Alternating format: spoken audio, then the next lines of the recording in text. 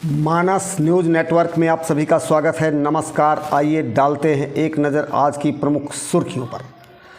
पिता बना हैवान। न्यू जर्सी में एक 6 वर्षीय मिकी ओनो को उसके पिता ने ट्रेड मिल पर दौड़ाने के लिए किया मजबूर, क्योंकि वह बहुत मोटा था, इसलिए उसकी मौत हो गई। बसपा सुप्रीमो मायावती ने बीजेपी को जुमलेबाज पार्टी करार देते हुए कहा, लोकसभा चुनाव में जुमलेबाजी काम नहीं आएगी। विदाई तय।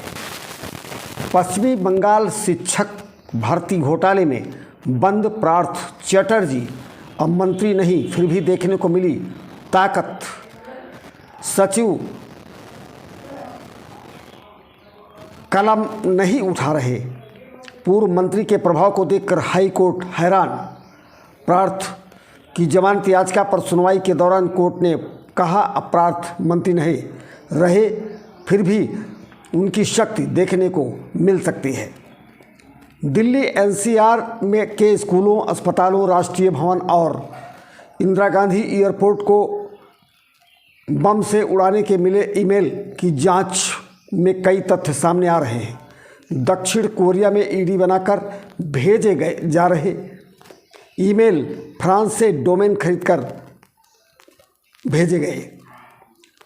संयुक्त राष्ट्र की एजेंसी का दावा, गाजा के पुनः निर्माण में 30 से 40 अरब डॉलर की लागत आएगी। द्वितीय विश्व युद्ध के बाद पहली बार इतनी बड़ी तबाही। बहुजन समाज पार्टी ने मोदी के सामने अतहर जलाल लारी को बनाया उम्मीदवार। बसपा ने 12वीं सूची जारी की, जिसमें इलाहाबाद से रमेश सिंह पटेल, श्रावस्ती से मुइनुद्दीन अहमद खान, भदोही से हरिशंकर सिंह, वाराणसी से अतहर जमाल लारी और बांसगांव गांव से राम समुझ लारी का नाम शामिल है। आम आदमी पार्टी के नेता संदीप पाठक का दावा, इस चुनाव में गुजरात की जनता भाजपा का आत्मविश्वास तोड़ देगी। न्यूज़ क्लिक के और उसके संस्थापक प्रवीर पुस्त कायस के खिलाफ चार्जशीट में तीस्ता शीतल वाद को भ्रष्ट विदेशी धन प्राप्त हुआ और वह न्यूज सिंडिकेशन का हिस्सा थी, दिल्ली पुलिस का दावा। फ़लस्तीन समर्थक प्रदर्शन में 2000 से ज़्यादा लोग गिरफ्तार, पुलिस ने कैलिफोर्निया विश्वविद्यालय को खाली कराया। सूत्रों की माने तो राहुल गांधी रायबरेली से लड़ सकते हैं चुनाव। रायबरेली कांग्रेस की काफ़ी पहले से सीट रही है।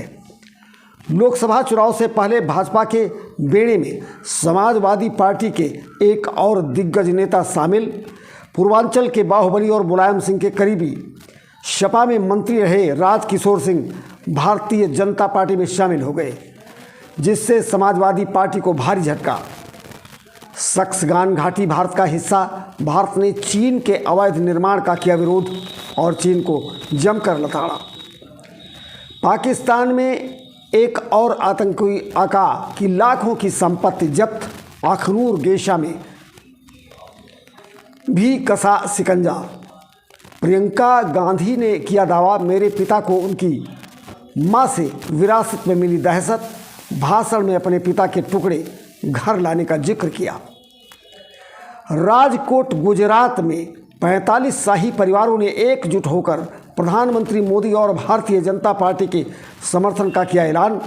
शेष शाही परिवारों ने भी अपना समर्थन पत्र भारतीय जनता पार्टी को भेजा। मिटी नाराजगी।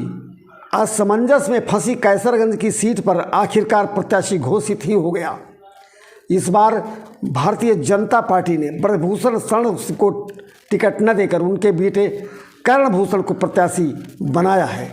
कर्णभूषण ने कहा, मैं अभी नया हूँ। पीएम बाला साहब ठाकरे का कर्जदार।